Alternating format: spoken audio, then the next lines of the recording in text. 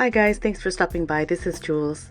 So I didn't really think that this would be too late for Valentine's Day, but this decor is something that I can use all year long. And what I wanted to do is use colors and things that I could use around the house as regular home decor. So I'm going to share these three projects with you today. Okay, let's start with the solid heart wall wreath. So using the Cricut, I cut out a heart. I believe this was a 10-inch, and just traced it onto the cardboard and used that as my base. And I have had this fabric for a very long time. It resembles like an old flour sack, and I really liked it because of the texture that it had and the little speckles that it has, like that natural cotton. So I just folded this up and I cut out 4x4 squares, a nice big pile here. And just to make sure that this heart doesn't bend, I just use these two pieces to stabilize it so it doesn't bend in that center there. And at first I started with folding these little fabric pieces into squares, and just after like the second one I was like, I don't know if I really like how it's sitting on there. So I decided to make them or fold them triangularly, and I did like the texture of that better.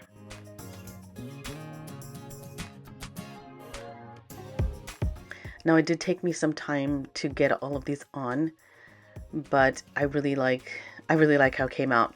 Now, one of the things that I would recommend if you guys wanted to do something like this is, or that I would change, is probably not putting them so close together, because it was super full. It was nice and heavy, but it didn't leave enough space for me to be able to add in a lot more texture, because I added some other things other than this fabric. So we're going to speed this up here and I'll show you how it looks at the end.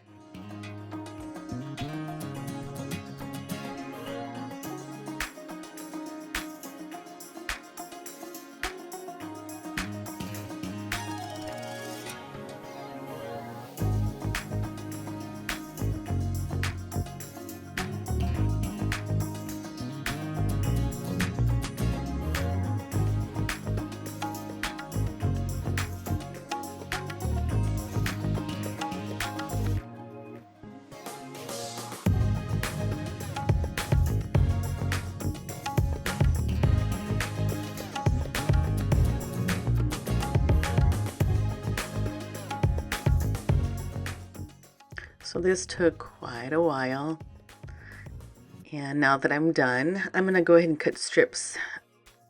This is, I think, little 2 inches, and what I wanted to do is hide the cardboard so that it's not visible at all around the edges. So I decided to just cover that. So I'm gonna use hot glue and the same fabric and just go all the way around to cover all of that cardboard.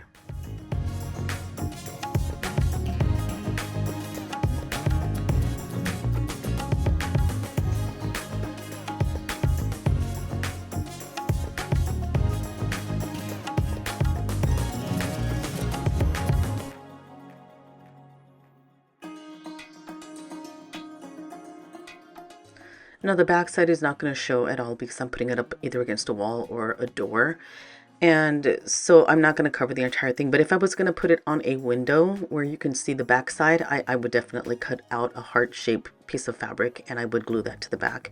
That way you couldn't see any of the cardboard. This lace here I bought in El Salvador actually when we went last year. And I think I got like 5 yards of this, and it was kind of stiff, so I cut pieces and just kind of scruffed it up a little bit so it doesn't look so stiff. So I just did that little thing with my hand there and pulled the ends so that it would have some sort of a tattered look. So I did that to all the pieces, and I wish that I would have cut them a little bit longer. The squares were 4 inches, and I think I went 4 inches with these pieces, and they kind of hid in between all of the fabric, and I didn't really like that. I wish I would have cut them longer. So just keep that in mind. That way it stood out, the texture would stand out, and it didn't really. Now, if it was a little bit darker and at the same length, it would have stood out because the color. I really love how fluffy it looks. Okay, I'm going to do the tie in the back. I'm just going to hot glue the ends there. So I cut this really thick or wide piece of the same fabric and just made a bow. I love how short and stout this little bow is. And I'm glad that I cut it that wide because I really like how chunky it is. So I'm just going to glue that onto the front.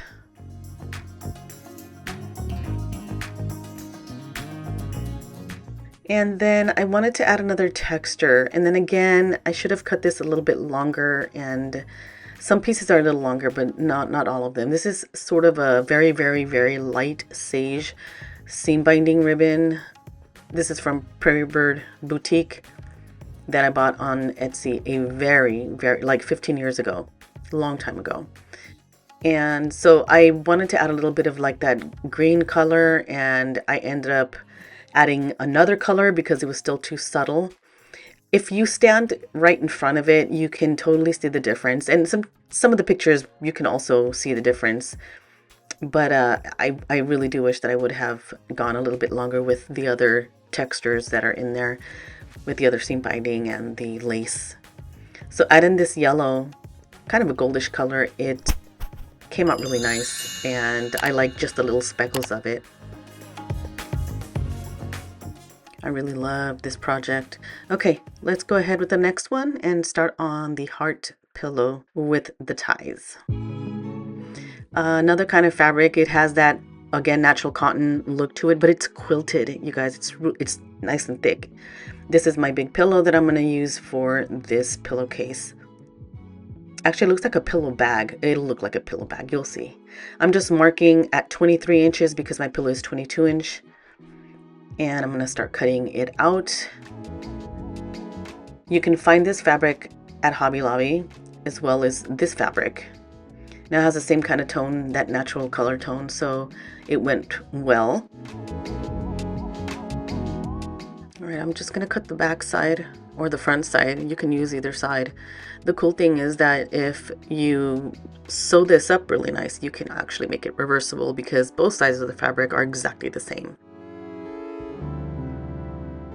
I'm just going to cut this piece off. That way I can figure out which side or the direction that I wanted my stripes to go for the heart. So I took my template, the one that I cut out earlier, and went about 1.5 inches away from the template. And then it turned out to be about 13 inches tall. Now again, the front of the pillow is 23 inches. So it was a nice big size heart. So I just folded it to find the middle of it, and then I stuck a pin through the center, and my mark is on this side here, and I basically just put the pin in it to mark my middle. After I found the middle of the front panel where it was going on, then I knew where to put the heart, so that way it's centered as best as I can get it. So I went about 1/2 inch away from the edge of the heart and stitched all the way around. So whenever it is that I wash it, I will have that little bit of a frilly look around the heart, so that worked out. I should have changed the foot on the sewing machine. All right, now I'm gonna do a really nice clean 23-inch cut all the way around.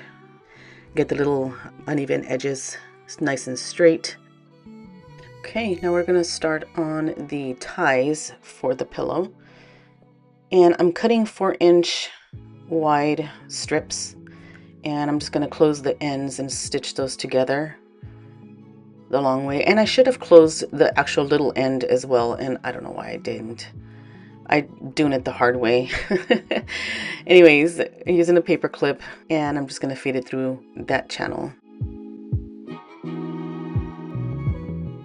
And then it comes out pretty puffy looking, so I have to go to the ironing board and get them sewn nice and flat, and then create a little flap on the end to close it because I didn't do that before and I don't know why. Anyway, see how puffy it looks? Like a snake. So I do mist it down just a little bit, that way it's workable.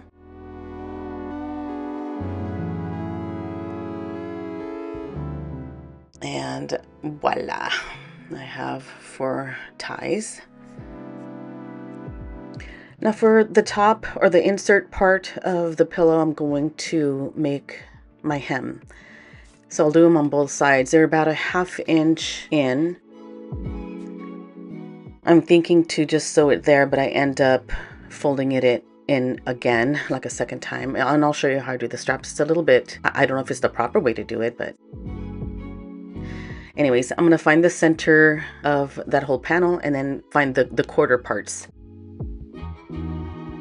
And that's gonna be my little guideline where I'll be putting in the straps. So I folded it once and then tucked in the straps and then folded it again. And then I flipped the strip over so that you can't see like the end of that strap. So this was a little hard to do for me, and I made it difficult for myself. As you can see, I'm using a Cricut tool to kind of keep it from folding over, but I should have, and every time I look at these clips, I'm thinking, why didn't I change the little foot? I'm using a little sewing foot that is one prong, and I can't remember why that's on there, but I have a box of a bunch of different feet, like universal feet, and I'll link that below. But I did switch the foot out while I'm editing this, just so that I have the proper foot, which is kind of a standard one. So I do my reverse and forward stitch at the end, and then I just take the stitches all the way down the rest of the 3 sides. I have a serger, but I don't know how to use it. So what I'm doing here is kind of to help the edges. So I'm going to use that number 9 stitch there, which is like a zigzag, but it's rounded points. I don't know if you could see it here, but I'm going to use it on the outside part of the hem.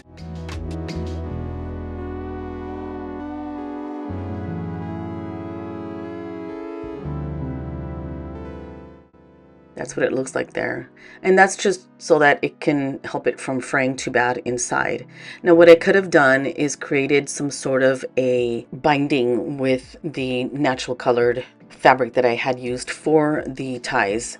And that way it would have protected all of those. And I still might do that because I didn't even think about it when I was making it, but I did think about it like as I'm editing.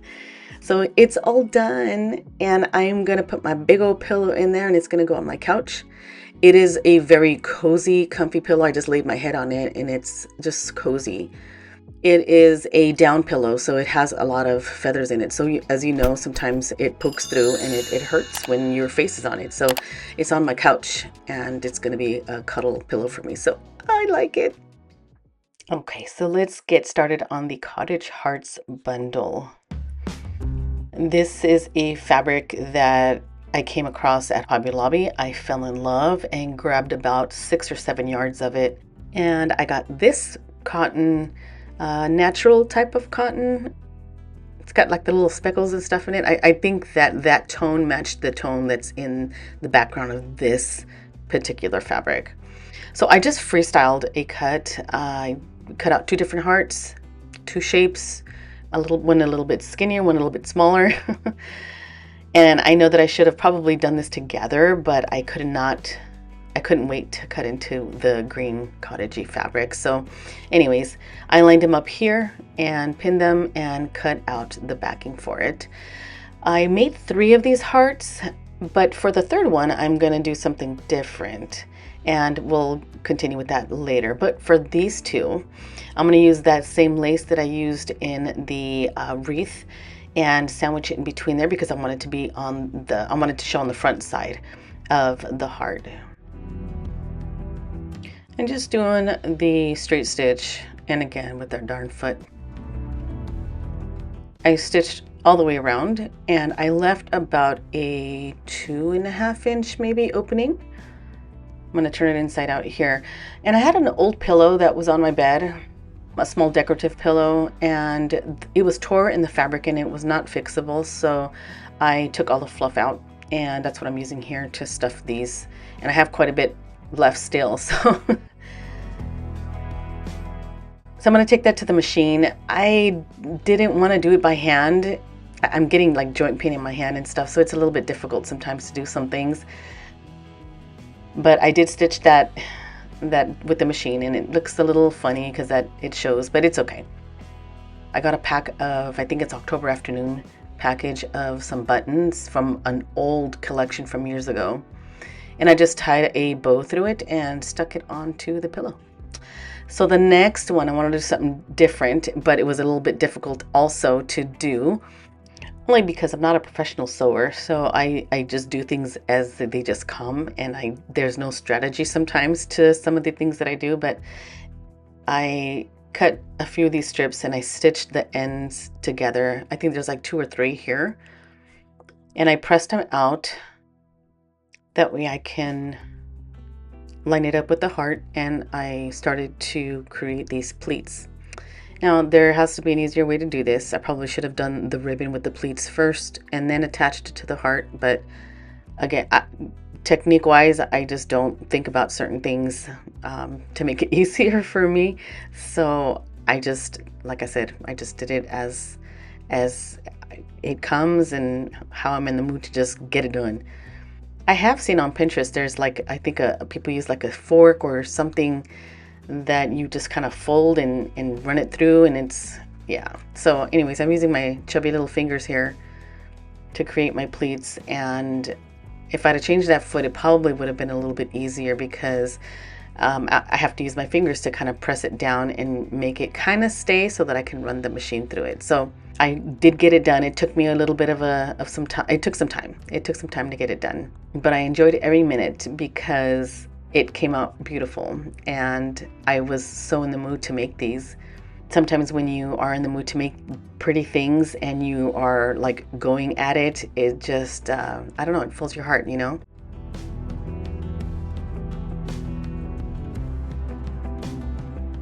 So I had a small piece that I needed to add on because I had this little area that I still needed to put on that heart. So that made it a little bit tough. Like I said, I should have done the ribbon before and measured it. That way I know how much to use. So I got it done, and now I'm going to add the natural cotton onto it. It's a little thick, see that? But because it's going to run flat and it doesn't have any like folds that it can run into, it'll be easy to just stitch that on there. So I already stitched it, and I'm just going to take off all of my pins and turn it inside out and get her all stuffed. So I'm going to ask, does anybody know how to get this pucker out from the top middle part where the lumps meet in the heart? Because all the hearts that I made had this strange pucker in that center there. I don't understand where that came from. So if anybody can help me out, please help me out.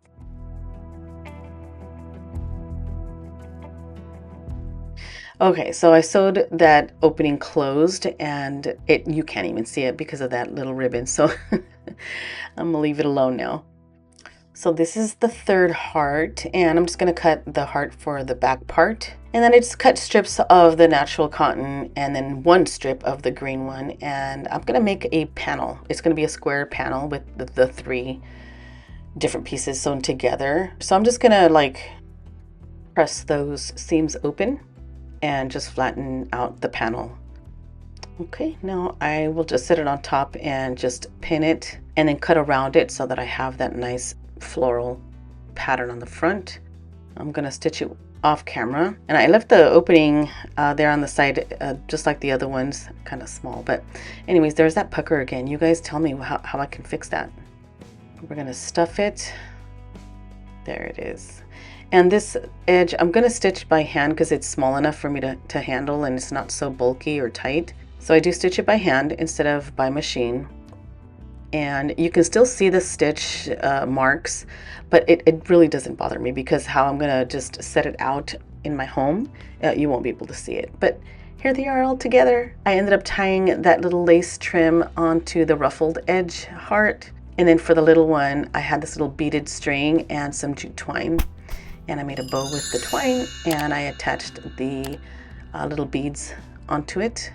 And I used a piece of burlap fabric that I pulled some of the center strings out and rolled it together, and I got this flower. I made it a long time ago, and I just had it sitting in a box, but I pulled it out and now I can use it. And I like it because too, it hides that weird pucker that I don't like. So anyways, there's all 3, and now here are my projects. This is in the sitting room over by my dining room on a door, vintage door. I've got my pillow sitting in the family room. It's sitting on the couch, and you can use both sides. And then my bundle that I set together in a basket in the kitchen. I love it. I hope you guys like this project. Thank you so much for watching. If you have any questions, please let me know. Take care. Bye.